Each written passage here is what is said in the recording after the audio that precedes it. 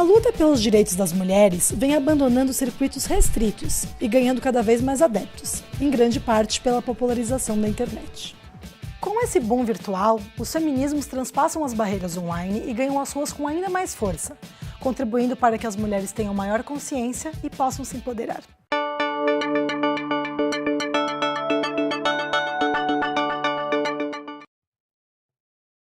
Empoderamento feminino, ele é uma categoria política. Vem da ideia do advocacy, né? Advocacy e empoderamento, a tradução, né? Empoderar, né? Tá ligada a você trabalhar processualmente, politicamente com grupos e com pessoas, né? Porque as pessoas não começam a militar porque acham bonito, é uma questão de necessidade mesmo. Quando eu comecei a militar pelo feminismo, eu não pensava tanto na minha história em si, mas vi os dados, são alarmantes aqui no Brasil, né? A ONU já diz que o Brasil é um dos piores países para se nascer mulher. A minha mãe é de esquerda e acho que isso influenciou muito, obviamente. E também me influenciou muito o fato da gente sofrer, né?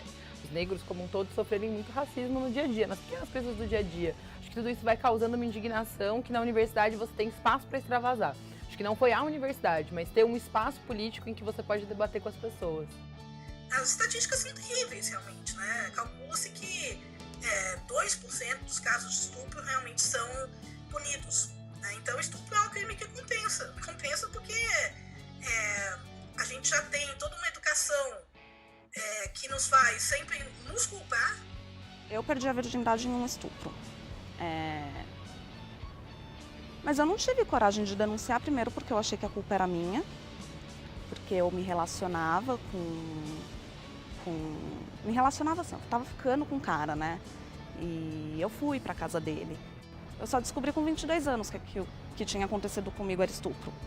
De verdade, assim, porque eu achava que não era. A gente cria um mito de que estupro é quando você tá andando na rua e um desconhecido te agarra, manda pra um beco, leva pra um beco e te estupra.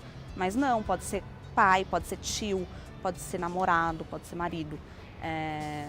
Aliás, a maioria dos estupros são por pessoas conhecidas, né? Tanto a Cacau como a Tatiane participam do coletivo Feministas Juntas. Elas têm uma grande presença nas redes sociais, promovem campanhas, debates e fora das redes também, com manifestações e atos por todo o Brasil.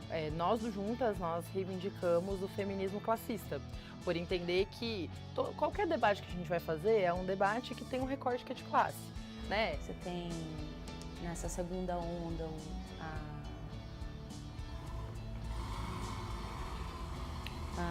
o surgimento de grupos que se definiram, alguns se definiram, outros foram definidos como feminismo liberal, marxista-socialista, feminismo radical, os feminismos negros, né?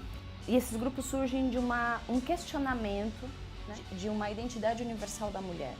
O Juntas é um coletivo feminista classista. Eu me reivindico interseccional também.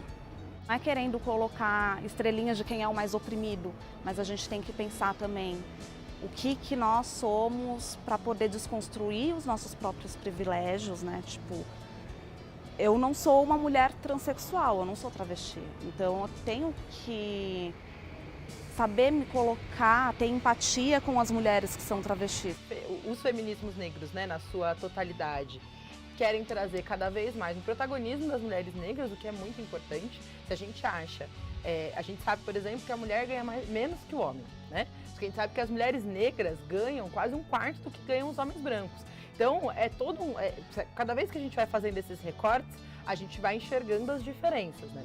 Hoje, ainda mais, não são só mulheres, né? Com essa disseminação, existe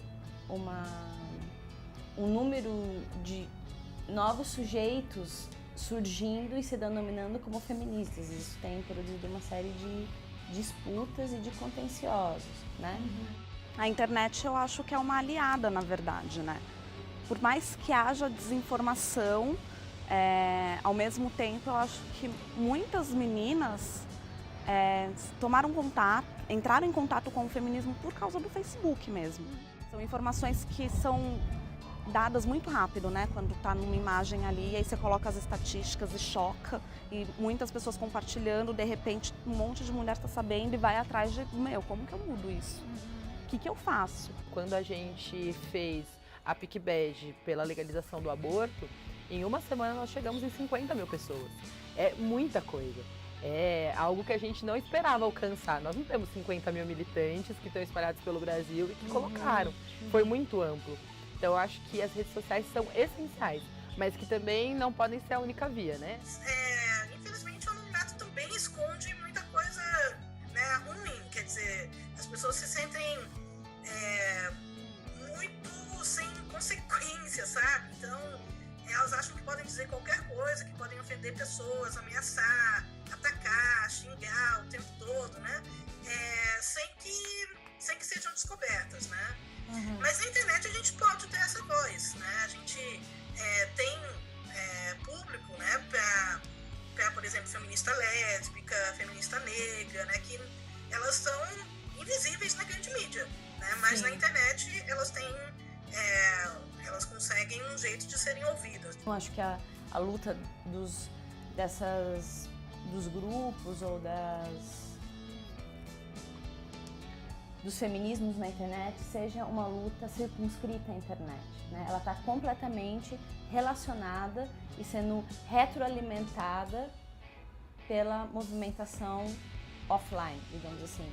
As mulheres não estão se limitando ao feminismo internético, elas estão indo para as ruas também denunciar, estão indo para as ruas reivindicar os nossos direitos. E as pessoas estão cada vez mais sensíveis sobre os seus direitos. Quando a gente pega, por exemplo, o trem lotado, é muito normal o relato de mulheres que foram encoxadas, mulheres que o cara passou a mão na bunda, enfim. Hoje em dia eu vejo muito mais reações. Mulheres que não aceitam mais porque não tem mais medo.